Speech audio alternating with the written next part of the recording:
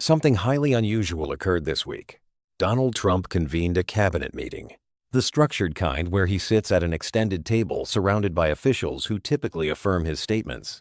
But this time, the event took an unexpected turn. In the midst of his remarks about trade agreements and economic projections, Fox News made a choice they rarely make. They stopped broadcasting it. They simply cut away, transitioned to commercial programming, and returned discussing entirely different topics.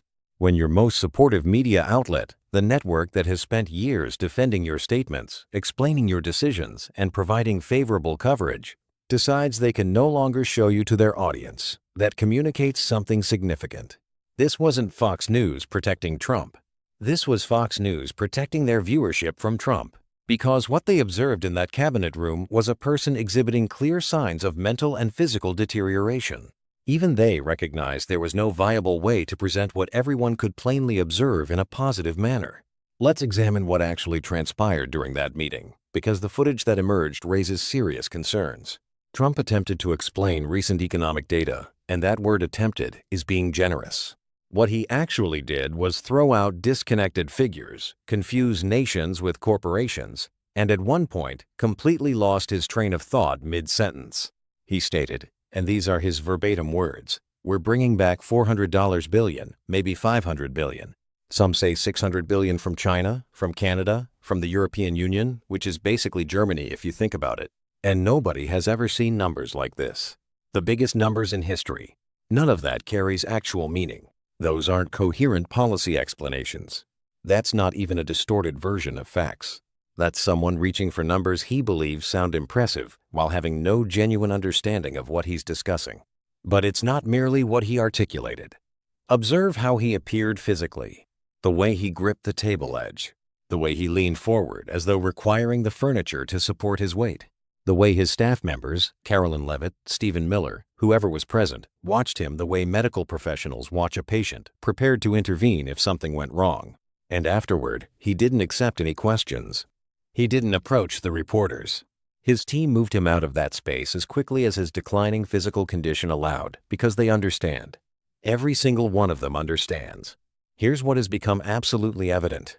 Donald Trump's staff isn't serving him anymore. They're managing him. There's a substantial difference. Compare how frequently he appears publicly now versus his first term. Back then, regardless of your opinion of him, the man was everywhere. Daily press briefings, extended unscripted remarks. He would stand near his helicopter and simply talk.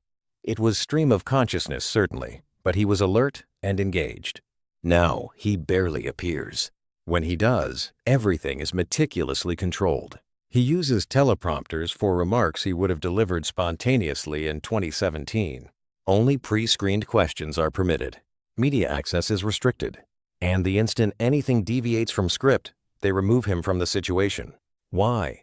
Why this sudden fixation on monuments? Because history demonstrates that when authoritarian leaders sense the end approaching, whether that's political, physical, or both, they accelerate their monument construction. Saddam Hussein's palace building went into overdrive during the late 1990s when international sanctions isolated him. Stalin's self-worship intensified as his paranoia and health declined in his final years. It's a documented pattern. When authoritarian figures recognize their time is limited, they attempt to immortalize themselves in stone because they understand something fundamental. They've lost control of their own narrative. And Trump recognizes he's lost that control. You can observe it in his social media activity. You can detect it in his recent communication patterns. He began this week, and this isn't fabrication, discussing whether he's going to get into heaven. He simply posted it unprompted.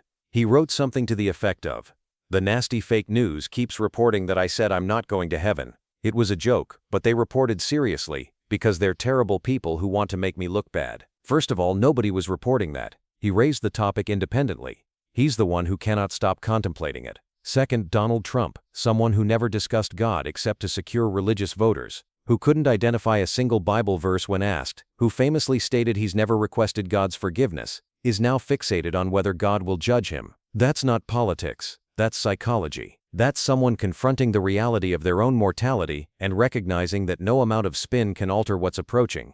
There are reports from inside Mar-a-Lago that he's been having conversations about his funeral arrangements, about how people will remember him, about what will be articulated about him after he's gone. He's attempting to negotiate with history in real time, and he's losing that negotiation. You want to know the most perfect symbol of Trump's panic about his legacy? The Kennedy Center situation. After Trump forced his name onto the building, after he held an elaborate renaming ceremony, after he stood there appearing satisfied like he'd accomplished something meaningful, the Kennedy Center shut down, just closed with no established reopening date. Officially, they stated it was for renovations and reorganization, but let's be honest about what actually happened. Donald Trump couldn't tolerate the concept that his name would exist alongside the legacy of an actual president, a president remembered for his vision, his eloquence, and his sacrifice. So rather than permit that comparison to exist, rather than risk the building not receiving the veneration he demanded, he simply closed it. He took his ball and went home. And here's my prediction. Document it and return to it. In 10 years, every monument Trump is constructing right now will be a source of embarrassment. Hotels will remove the Trump name to avoid being boycotted, and some already have. Buildings will receive new designations. The arch will be demolished or repurposed. His own children will attempt to distance themselves from the brand, and some already are. The monuments he's so desperately attempting to build won't preserve his legacy. They'll become locations people visit to laugh. People will go see Trump's folly, the way they visit Confederate monuments, not to honor them, but to remember what we moved past. Donald Trump senses this. He knows this, and it's destroying him internally. But here's the critical point. This isn't simply about one aging man's vanity. This obsession with monuments, this panic about his legacy, it's connected to something far more dangerous. It's connected to what his administration is attempting to conceal. Because at the precise moment Trump is attempting to construct monuments to himself, his administration is systematically eliminating other people's history, specifically Black history. It commenced immediately from day one of this administration. The rollback of diversity, equity, and inclusion programs, the removal of materials from the Smithsonian, the modifications to school curriculum, forcing educational institutions to eliminate discussions of slavery, Jim Crow laws, and the civil rights movement from American history classes. Remember the Enola Gay situation? They conducted a computer search for the word gay in federal museum records and simply began deleting content. They removed an entire exhibit about the plane that dropped the atomic bomb because the word gay appeared in its name. That's the level of absurdity we're confronting. But it's absurdity in service of a very specific objective, which is erasing history. Now, many people correctly observed, of course Trump wants to erase Black history. He's a racist. His administration is populated with white supremacists. They don't want those stories told. That's accurate, but it's not the complete truth, because the reason they're erasing Black history isn't solely hatred. It's a deliberate strategy. Fascism requires people to forget history.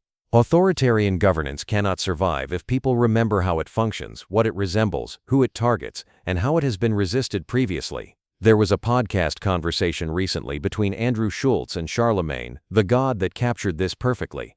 Schultz, who, let's remember, defended Trump, made excuses for Trump, told people they were overreacting about Trump, was now expressing shock at what he was witnessing. "I never thought I'd see this in America," he stated. People being shot in the streets by federal agents, families being torn apart, armed individuals with badges hunting people down for no legitimate reason. And Charlemagne articulated something so simple, so obvious, and so powerful in response. He stated, "You never thought it would happen to white people, because here's the reality. This is American history. This has always been American history. Where do you think policing in America originated? Slave patrols. That's it. That's the origin. Armed men given authority by the government to hunt down Black people, return them to slavery, and terrorize communities into obedience. That's where American policing began. The ICE raids occurring right now, agents breaking into homes without warrants, tearing families apart, making people disappear into detention centers, that's not new. That's a replication of the fugitive slave laws, where federal agents were granted authority to hunt human beings across state lines and drag them back into bondage. The heavily armed police beating protesters in the streets, the government surveillance tracking activists, the criminalization of people helping each other. Black Americans have been experiencing this for 400 years. Indigenous Americans wrote the manual on it with their own blood. What's happening now isn't Trump inventing American authoritarianism, it's American authoritarianism finally reaching everyone, and that's precisely why they need to erase Black history. Because if Americans knew that history, if they genuinely understood it, they would immediately recognize what's occurring right now. If we knew Frederick Douglass, we would know how to speak truth to power. If we knew Harriet Tubman, we would know how to construct secret networks of resistance.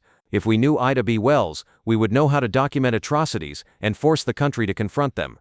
If we knew Fannie Lou Hamer, we would know how to organize at the local level and fight corrupt systems. If we knew about the Black Panther Party's free breakfast program, we would know how to build community support networks that make us less dependent on a government that wants us helpless. If we knew about the labor movements led by A. Philip Randolph and Bayard Rustin, we would know how to shut down the economy when those in power refuse to listen. They're not erasing history because they hate the past. They're erasing it because they're afraid of a well-informed future. They're terrified that if you knew how Black Americans resisted slavery, Jim Crow, and mass incarceration, you would know exactly how to resist them. That's why Trump's monument building and history erasing are two sides of the same authoritarian coin. Build monuments to the regime. Erase monuments to resistance. Control the past. Control the future. Except it's not going to succeed. Because here's what Donald Trump cannot seem to comprehend. His legacy is already written. It's complete. It's finished. No amount of marble or granite or renamed airports is going to change it. January 6th will be studied for centuries. Not as a patriotic uprising, not as a protest that escalated, but as an attempted overthrow of the government by a president who refused to accept electoral defeat. His face will be next to the word insurrection in history textbooks forever. His COVID response, telling people to inject disinfectant, holding packed rallies while hundreds of thousands died, dismantling pandemic preparedness systems because Obama constructed them. That's his legacy. His family separation policy, children locked in cages, toddlers forced to represent themselves in immigration court, thousands of families permanently fractured. That's his legacy. His 2 impeachments, his 34 felony convictions, his being found liable for sexual assault, his fraud convictions, his theft of classified documents. That's his legacy. Future generations aren't going to ask, was Trump a great president? They're going to ask, how on earth did Americans fall for this twice? His name isn't going to represent greatness, it's going to represent American decline, the weakening of democracy, and the con man who nearly destroyed the republic. Every monument he builds is one more thing to tear down. Every name he places on a building is one more name to remove. Every arch he orders is one more structure future generations will demolish. That's his actual legacy, and he cannot change it. But you want to know what the real monument to this era will be? It's not going to be his arch. It's not going to be his renamed airport. It's going to be the resistance. The millions of women who marched the day after his inauguration and continued marching. The sanctuary cities that refused to become part of his deportation machinery. The election workers who protected democracy while he sent a mob after them. The journalists he called enemies of the people who kept reporting the truth anyway. The lawyers who filed lawsuit after lawsuit to block his worst actions. The mutual aid networks that fed people when his government shut down. The young people organizing climate protests while he gutted environmental protections. The families torn apart by ICE who are fighting to be reunited. The trans kids he tried to erase who refused to disappear. That's the monument. That's what will be taught. Not his buildings, not his speeches, but the fact that millions of Americans looked at his authoritarianism and said, no, not here, not us, not ever. The monument to this era is every person who resisted. And that monument is being constructed right now in real time by all of us. Which brings me back to Chuck Schumer and that airport naming arrangement. Senator Schumer, you have one job right now, one very simple job. Do not negotiate with someone using threats. Do not build monuments to tyrants. Do not give this man one more piece of legacy preservation while he's actively dismantling American democracy. The answer to Trump's blackmail should be simple, no. Build the Gateway Project because it's critical infrastructure and name it after the workers who built it, not the would-be dictator who held it hostage. This is a test not just for Schumer, but for every Democrat who claims to be part of the opposition. Are you actually going to push back, or are you going to make deals with fascism because it's the easier path? But more than that, this is a test for all of us because Trump's team is counting on us being worn out. They're counting on us forgetting. They're counting on us not remembering how we got here and who showed us the way out. So here's what we do. We write down everything, every abuse, every lie, every crime. We create the record they're trying to destroy. We learn the history they're trying to hide. Read Frederick Douglass. Read James Baldwin. Read Ida B. Wells. Read the scholars they're removing from universities. Learn the strategies of resistance they don't want you to know about. And we build the other side of the story right now while they're still in power.